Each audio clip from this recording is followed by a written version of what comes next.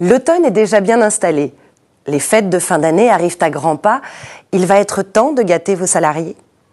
Eh oui, il n'y a pas que les sociétés ayant plus de 50 salariés, avec leur comité d'entreprise, qui peuvent faire plaisir à leurs salariés. Il existe plusieurs possibilités simples d'emploi, avec des charges sociales allégées, voire totalement exonérées, accessibles à toutes les entreprises. Il s'agit des multiples catégories de chèques et de bons cadeaux. En effet, outre les titres restaurants dont l'usage est largement répandu, il existe toute une palette de chèques et de bons qui peuvent être mis en place. Cela ouvre des opportunités intelligentes de gratification tout en réduisant les coûts. Voici les principaux cas de figure qui pourraient vous intéresser. Les bons d'achat et chèques cadeaux peuvent être exonérés de cotisations sociales et de CSG, de CRDS, s'ils remplissent certaines conditions cumulatives. La remise du bon doit être liée à un événement précis, la Saint-Nicolas, Noël, un mariage, voire même à l'occasion de la rentrée scolaire. L'utilisation du bon doit être en lien avec l'événement.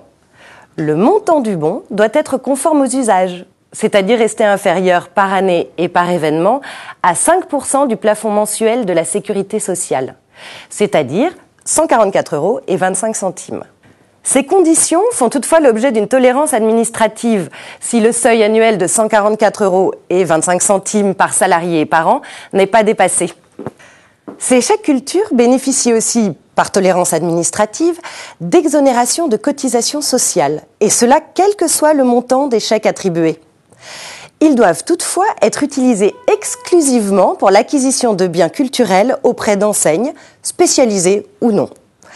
Les entreprises peuvent également soutenir le recours de leurs salariés aux services dits à la personne, en les finançant à hauteur de 1 830 € par an et par salarié.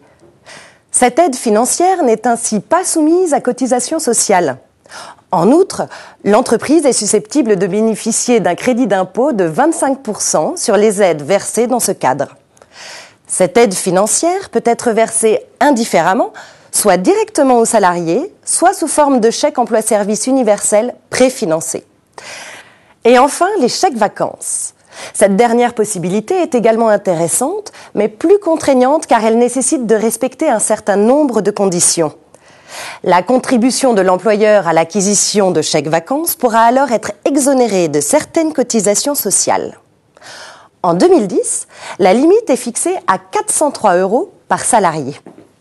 Finalement, comme vous pouvez le constater, les possibilités sont nombreuses et cumulatives. Vos salariés vont être ravis.